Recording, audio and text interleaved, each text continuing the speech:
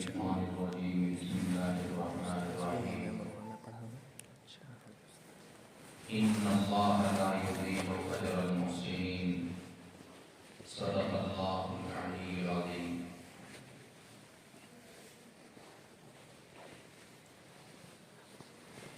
میرے عزیز طلباء، آپ حضرات نے عربی زبان کے تعلق سے بہت مرتب اور جامع پروگرام منعقد کیا. آپ کا یہ پروگرام آپ کی ایک تمرین ہے اور عملی مشق ہے جو مستقبل میں انشاءاللہ آپ کے لیے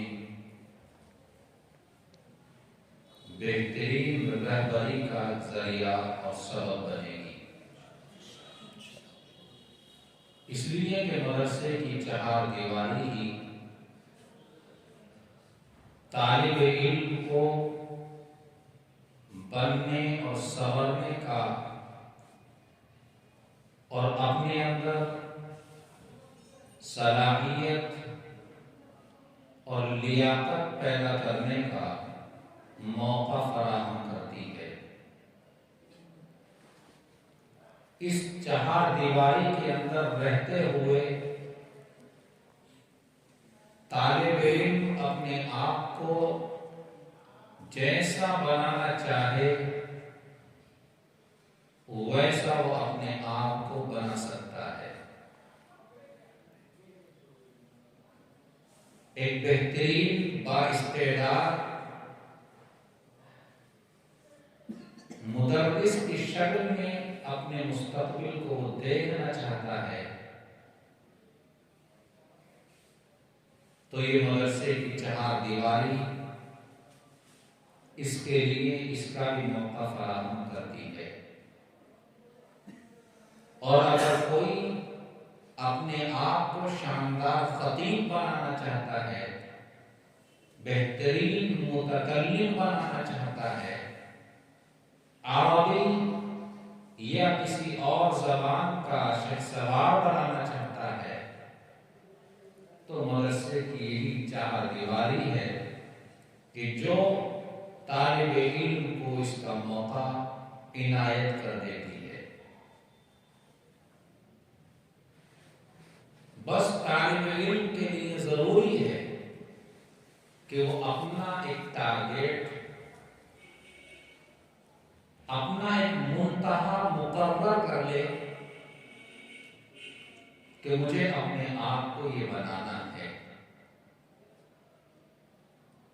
جو مقصد ہوتا ہے اس مقصد کے مطابق طالب علم محنت کرتا ہے، جدوجہد کرتا ہے، تو اللہ کبھی اس کی محنت کو، اس کی جدوجہد کو ضائع نہیں کرتا.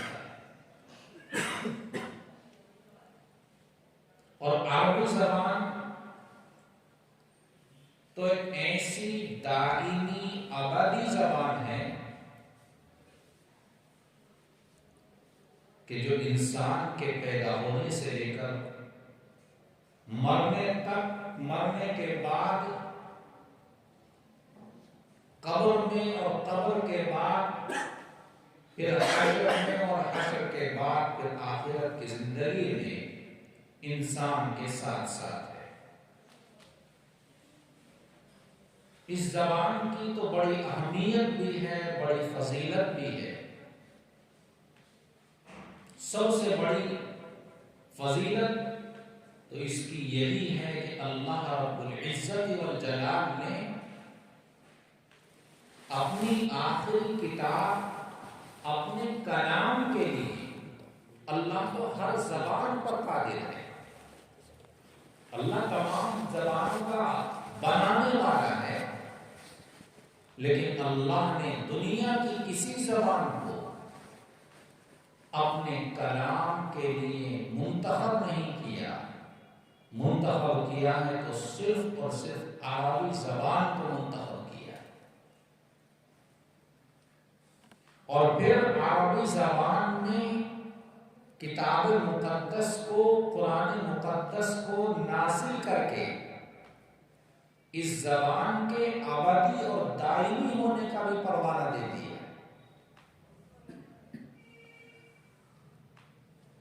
دنیا کے اندر جو زبانیں بولی جاتی ہیں ان میں اپنے معنی کے اعتبار سے، اپنے استعمال کے اعتبار سے، اپنی جامعیت کے اعتبار سے، اپنی فصاحت اور بلاغت کے لحاظ سے عربی زبان سب سے اول نمبر کی زبان آج بھی سمجھی جاتی ہے۔ یہ ایک عالمی زبان ہے۔ انٹرنیشنل زبانوں میں جو 5-6 زبانیں شمار کی جاتی ہیں ان میں عربی زبان کو تقدم اور اولویت حاصل ہے۔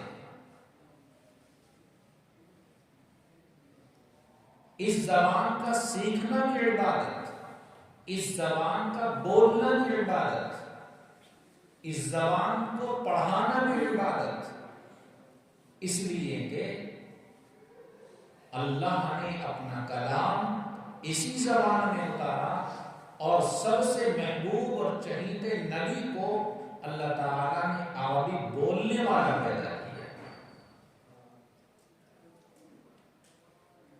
پیغمبر علیہ السلام کی پوری زندگی سے معلوم ہوتا ہے کہ آپ نے کسی اور زبان کو استعمال نہیں فرمایا۔ آپ کے صحابہ اسی زبان میں تکلم کیا کرتے تھے۔ اسی وجہ سے لوگوں نے لکھا ہے حب اللغة العربية جزء من الإيمان۔ عربی زبان سے محبت رکھنا یہ ایمان کا حصہ ہے۔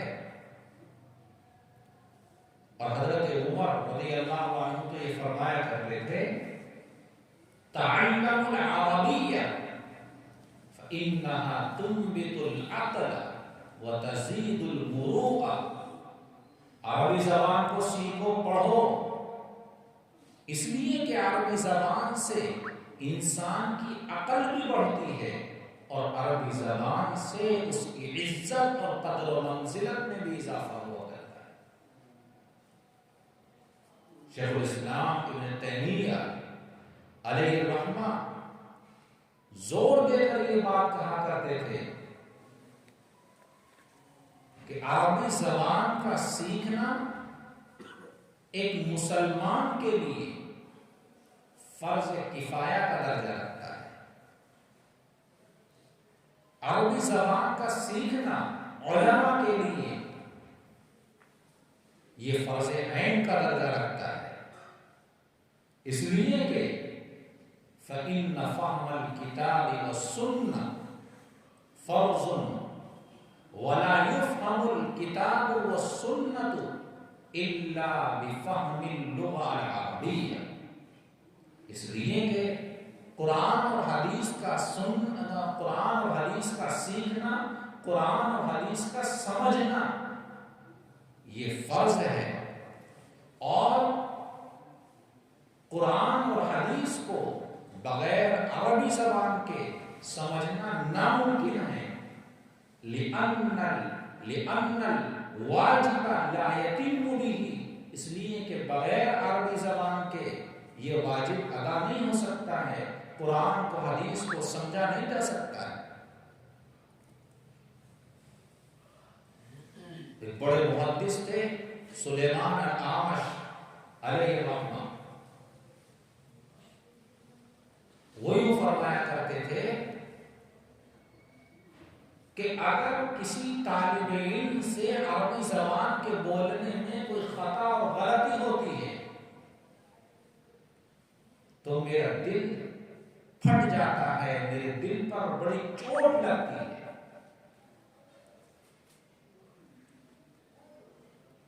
یوں کہا کرتے تھے مَنِ الَّذِي يَتَكَلَّمُ وَقَلْبِي مِنْهُ يَتَعَلَّمُ۔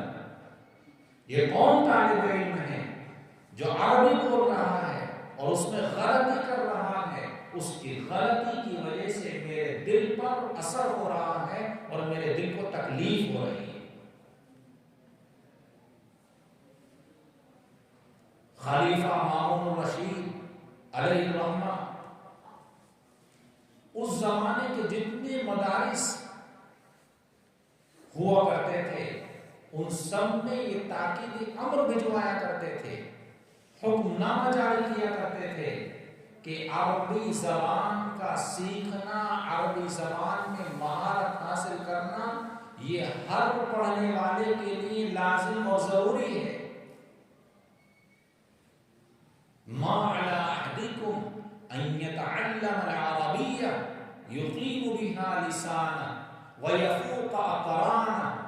یوں کہا کرتے تھے ہمیں کیا ہو گیا کہ ہم عربی زبان نہ سیکھیں، یہی عربی زبان تو ہے کہ اس کے ذریعے سے ہم اپنی زبان کو درست کر سکتے ہیں، اپنی گفتگو کو درست کر سکتے ہیں، اور اسی زبان کی عمدگی کی وجہ سے ہم دوسروں پر فوقیت حاصل کر سکتے ہیں۔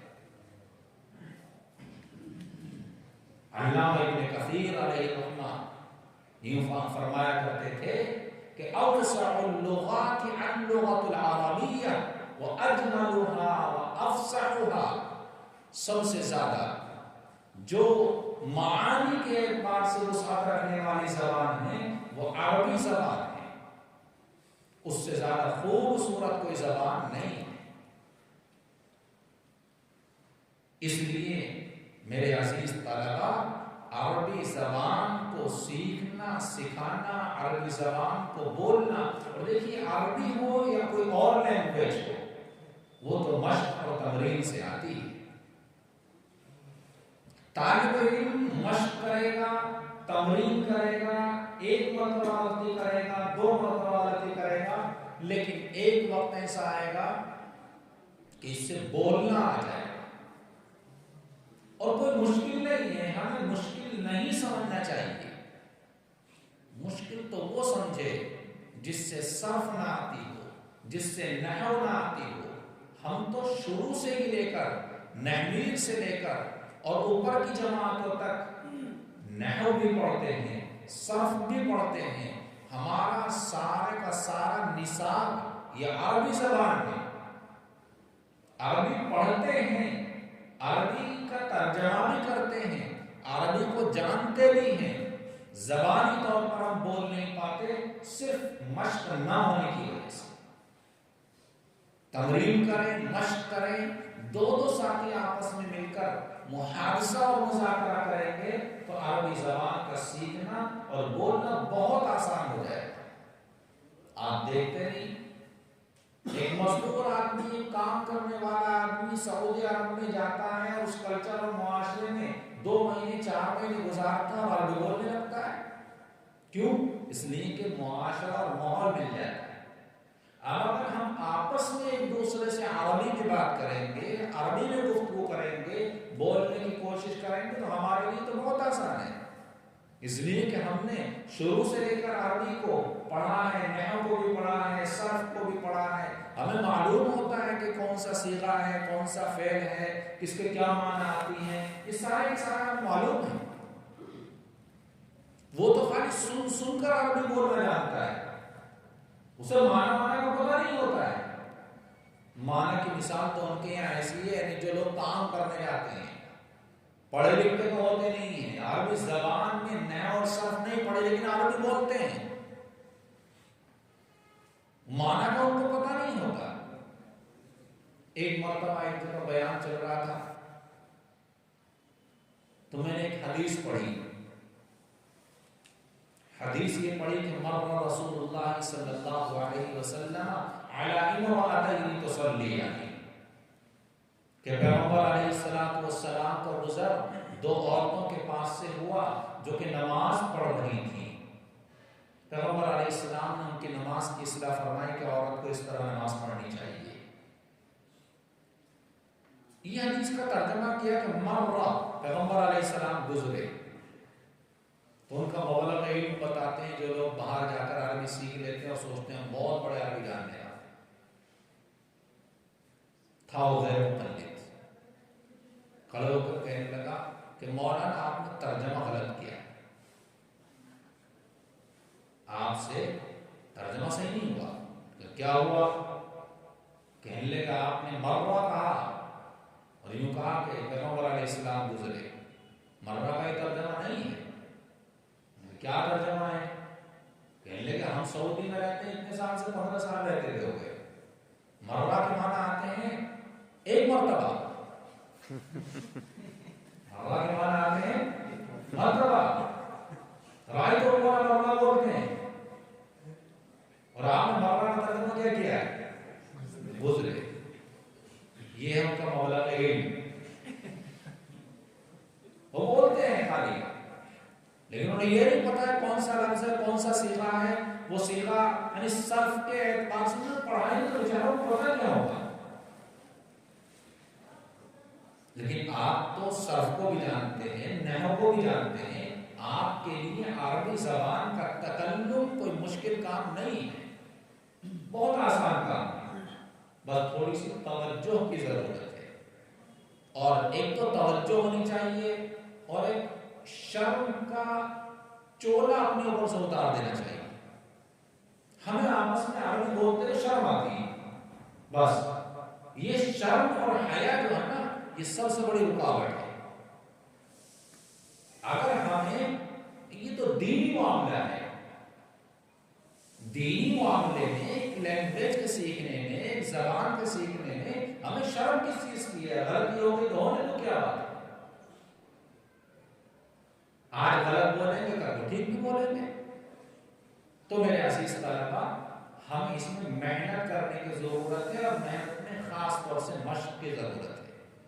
ماشاءاللہ آپ لوگوں نے پروگرام پیش کیا، اور ظاہر بات ہے کہ جو تقریریں ہوئی ہیں، جو محادثہ ہوا ہے، یہ رٹ کر ہی پیش کیا گیا ہے، یاد کر کے پیش کیا گیا ہے، لیکن رٹنے کا ایک بڑا فائدہ یہ ہے کہ ہمیں تعبیریں یاد ہو جاتی ہیں، جملے یاد ہو جاتے ہیں، اور پھر جب ہم سے بولنا آ جائے گا تو یہ جملے ہماری زبان پر آ جائیں گے بلا اختیار۔ آج رٹ کر یاد کریں گے، اور کل کا وقت ایسا آئے گا کہ ہمیں بولتے بولتے بداہتاً بولنا آ جائے گا اور تقریر کرنی آ جائے گی۔ اللہ تعالیٰ آپ حضرات کی اس محنت کو اور جد و جہد کو قبول فرمائے، اور مزید محنت کے اللہ رب العزت ہم سب کو توفیق عطا فرمائے۔ آمین وآخر دعوانا الحمدللہ۔ اللهم لك الحمد كله ولك الشكر كله، لا نحصي ثناء عليك أنت كما أثنيت على نفسك۔ اللهم صل على سيدنا ونبينا ومولانا محمد وعلى آل سيدنا ونبينا ومولانا محمد وبارك وسلم۔ اللهم ربنا آتنا في الدنيا حسنة وفي الآخرة حسنة وقنا عذاب النار وقنا عذاب القبر وقنا عذاب الحشر وقنا عذاب الدين وقنا من فتنة المسيح الدجال وقنا من فتنة المحيا والممات۔ اے الہ العالمین، ہم سب کے گناہوں کو معاف فرما، ہم سب کی غلطیوں کو معاف فرما، ہم سب کی خطاؤں سے صرف نظر فرما۔ اے الہ العالمین، اپنی رضا، اپنی خوشنودی ہم سب کو عطا فرما، ہر طرح کی عافیت عطا فرما، ہر طرح کے شر اور فتنے سے ہم سبھی کی حفاظت فرما۔ اے مولا کریم، ہمیں علم نافع عطا فرما، عمل صالح کی توفیق سے مالا مال فرما، جس مقصد کے لیے ہم یہاں آئے ہیں اس میں کامیابی عطا فرما۔ ہمارے ماں باپ نے، ہمارے رشتہ داروں نے، بھائی بہنوں نے جس عظیم ترین مقصد کے لیے، علم دین کے حصول کے لیے ہمیں یہاں بھیجا ہے، اے اللہ ہمارے ماں باپ کی جذبات، ہمارے گھر والوں اور رشتہ داروں کی آرزوؤں اور تمناؤں کو پورا فرما۔ اے اللہ علم نافع کی دولت سے مالا مال فرما، قرآن اور حدیث فہمی عطا فرما۔ اے اللہ قرآن و سنت کو صحیح سمجھنے والا بنا۔ اے الہ العالمین، گہرائی، گہرائی اور علم میں پختگی پیدا فرما۔ اے اللہ عربی زبان کو ہمارے لیے آسان فرما۔ اے مولا کریم، ہماری تمام دعاؤں کو اپنے فضل و کرم سے قبول فرما۔ اللهم ربنا تقبل منا إنك أنت السميع العليم وتب علينا إنك أنت التواب الرحيم صلى الله تعالى على خير خلقه محمد وآله وأصحابه أجمعين